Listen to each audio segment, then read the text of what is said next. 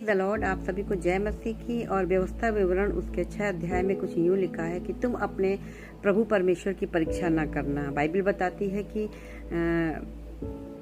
मूसा कह रहे थे कि तुम अपने प्रभु परमेश्वर की परीक्षा ना लेना।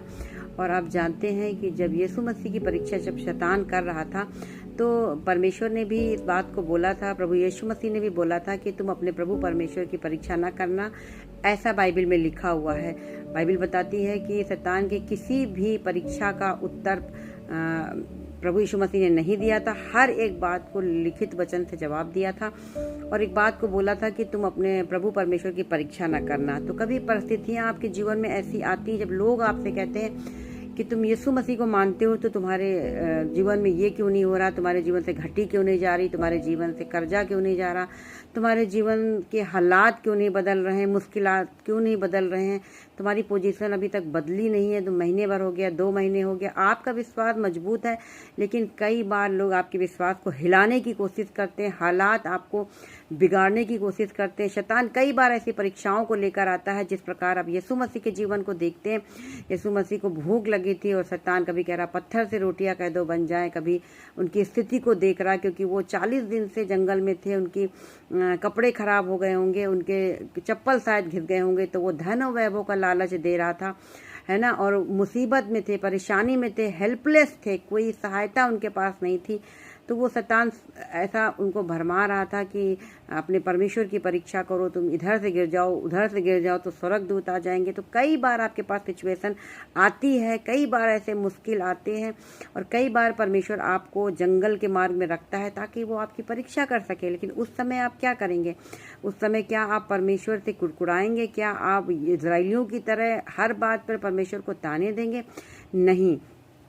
तो बाइबल बताती है जिस प्रकार परमेश्वर ने इस बात को बोला था कि तुम अपने प्रभु परमेश्वर की परीक्षा ना करना, लेकिन हम इन हालातों से कैसे कैसे बचें, कैसे निकलें। तो वचन बताता है जब आप पढ़ते हैं मरकुस 8:11 में, तो यहाँ लिखा है एक बार फिर से यीशु मसीह के ऊपर ऐसी सिचुएशन आई, तो यहाँ लिखा है कि फिर फरीसी निकलकर उससे वाद विवाद करने लगे और उसे जांचने के लिए उससे कोई स्वर्गीय चिन्ह मांगा। कई बार परमेश्वर के बारे में हम लोगों से या आपसे कई बार ऐसे लोग मिल जाते हैं जब क्या होता है कि परीक्षा करते हैं, आपकी विश्वास की परीक्षा करते हैं और आप भ्रमित हो जाते हैं कि हम क्या करें। तो वचन बताता है कि यहाँ पे जब फरीसी निकल कर वाद विवाद कर रहे थे तो जांचने के लिए कोई स्वर्गीय चिन्ह मांग रहा, कोई कुछ मांग रहा। तो यीशु मसीह ने 12 में लिखा है, अपनी आत्मा में आह भरकर कहा कि इस समय के लोग क्यों चिन्ह ढूंढते हैं?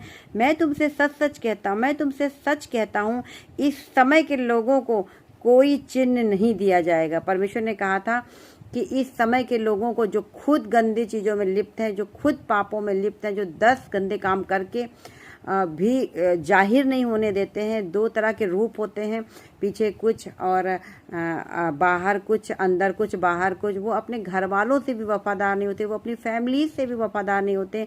जहाँ पे वो जॉब कर रहे हैं, जिस मालिक के अंडर में काम कर रहे हैं, उसके प्रति भी वो वफादार नहीं होते और वो आपके विश्वास को परखते हैं। आप यीशु मसीह के नाम पर जो विश्वास करते हैं, पीछे चलते हैं, जो प्रार्थना में है, जो आपने अपना जीवन दिया है परमेश्वर को, जो आपने बहुत सा सेक्रीफाइस किया है परमेश्वर के लिए, जो आपने नशा छोड़ा, व्यभिचार छोड़ा, सारी गलत आदतें जब छोड़कर आप प्रभु के पीछे चल पड़े तो लोग आपसे चिन्ह पूछते हैं, स्वर्गीय चिन्ह की मांग करते हैं। तो आप क्या करेंगे?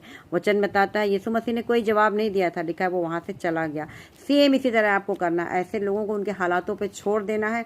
आपको उनके चंगुल में फंसना नहीं कि आप अपने प्रभु परमेश्वर की परीक्षा करें। यीशु मसीह ने साफ कहा कि कोई परीक्षा नहीं दी जाएगी, कोई भी तुम्हारी परीक्षा का उत्तर नहीं दिया जाएगा।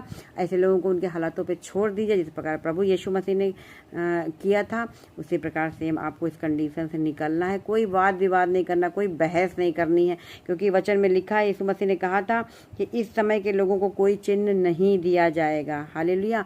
तो प्रेज द लॉर्ड। इस वचन के द्वारा परमेश्वर आपको आशीष दे, खुदा आपको बहुत बरकत दे, खुदा आपको सामर्थ्य दे। इन सारी परिस्थितियों से परमेश्वर आपको निकालेंगे। आपको किसी बहस में नहीं पड़ना है, कोई चिन्ह नहीं देना है अपने प्रभु परमेश्वर की। आपको परीक्षा नहीं करना है कि प्रभु ये आप इस समय कर दें तो साबित हो जाए आप मेरे साथ में। नहीं, खुदा साबित करेगा, एक टाइम आएगा तब साबित करेगा। आपको उनकी बातों में आकर अपने परमेश्वर की परीक्षा नहीं करनी है। तो प्रेज द लॉर्ड। आप सभी को जय मसीह की।